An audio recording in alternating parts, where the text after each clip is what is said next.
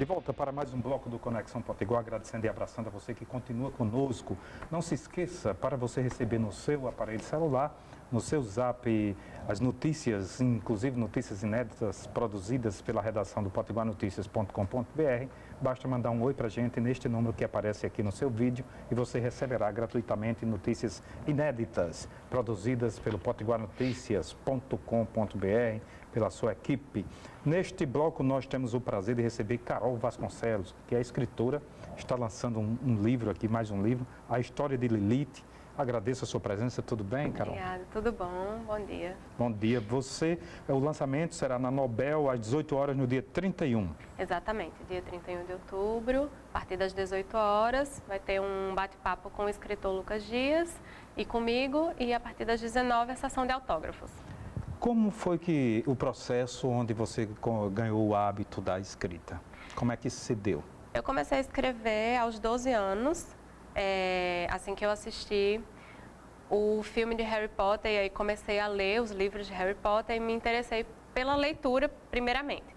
E aí eu queria muito escrever alguma coisa tão incrível como aquela história que eu estava lendo e resolvi começar a escrever. E aí já renderam mais de um livro, estou vendo aqui. Isso, esse é o quarto. Esse é o quarto. O primeiro, eu queria que você contasse um pouquinho a história de cada um. Bom, Contos do Mundo Mágico são 7 contos, né? Então cada um tem uma história diferente, tem um tema diferente. A Ilha da Caveira é uma história que fala sobre piratas, né? É uma história sobre piratas que se passa a maior parte no mar, né? No navio. E A Filha de Gaia, cujo esse livro é a continuação, é uma história de uma menina que está em descobrimento de um novo mundo, que é um mundo mágico, um mundo que ela não conhece, mas que ela faz parte desse mundo, embora não o conheça. E esse aqui conclui a história, é como se fosse a segunda parte. Isso, é uma segunda parte, não é uma continuação, se passa 25 anos depois, mas é uma continuação da história da Filha de Gaia. E se a Filha de Gaia falava sobre descobrimento de um outro mundo, de um mundo que ela começava a experienciar a partir daquela descoberta dela, né, de que aquele mundo existia, a história de Lilith vai falar do descobrimento dela mesma. É uma moça que... uma viagem para dentro. Isso, é uma moça que está se descobrindo e descobrindo seu propósito. Perfeito. Dizem que os escritores, quando lançam um livro, já tem outro na cabeça, isso é verdade? Bom, eu não sei. Pelo menos uma ideia? Eu não sei todos, mas no meu caso, isso geralmente acontece porque eu sempre estou escrevendo. Então, na minha cabeça já tem 2 trilogias para sair. Eu estou escrevendo o primeiro livro de cada uma. Como é o seu processo de criação? Você tem uma disciplina onde você senta e só levanta quando produz X páginas? Ou vem a inspiração e você larga tudo que está fazendo e vai produzir? Como é que é? Geralmente, acho que fico com a segunda opção.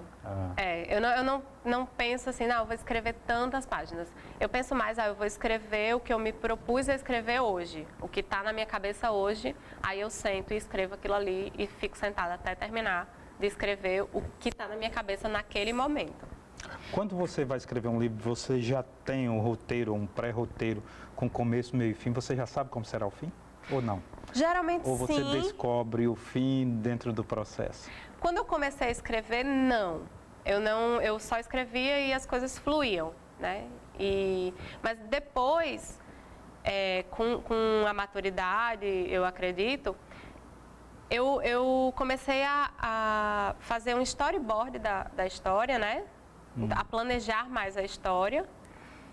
E aí eu sei o que vai se desenrolar na história, sei como que vai terminar mais ou menos. Às vezes eu tenho uma outra surpresa ali no meio, eu acabo mudando alguma coisa, mas em geral eu planejo direitinho a história, do início, meio e fim, como que ela vai acontecer. Dos escritores do Brasil, quem você admira, quem você lê? Os meus escritores brasileiros favoritos são Carolina Munhoz e Rafael Dracon, que escrevem fantasia, assim como eu. Quando você diz fantasia, em que nível está o descompromisso com a realidade, com a história total? A literatura fantástica, ela cria suas próprias regras, mas ela segue as regras que cria. Então, não vamos ter as regras do mundo natural na literatura fantástica. Nós podemos quebrar essas regras do mundo real, né?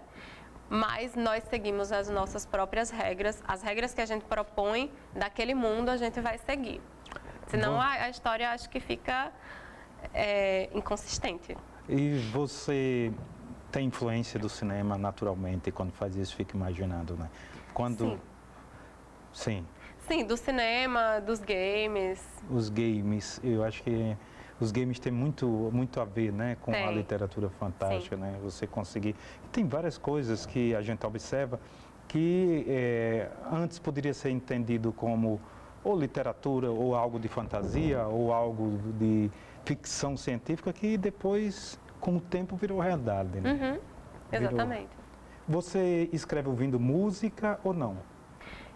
Eu tenho umas playlists que eu faço, mas geralmente as músicas não podem ter letra, porque senão eu desconcentro. Música clássica? Música clássica, música instrumental, eu pego algumas músicas celtas, que tem a ver com o que eu escrevo.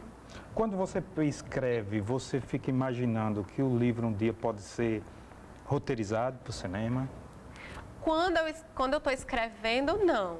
Mas eu acho que hoje em dia todo escritor, principalmente diante do cenário atual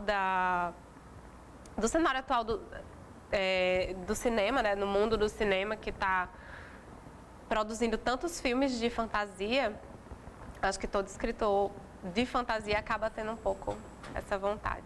Acho que sim. Eu sinto uma certa semelhança, né? Entre o cinema me parece uma escrita mais quase que um roteiro já, né? Me parece que você fica vendo a cena, né? Um pouco. Quando escreve, né? Meio que está vendo a cena. Vamos voltar, então, nós temos o Carol Vasconcelos.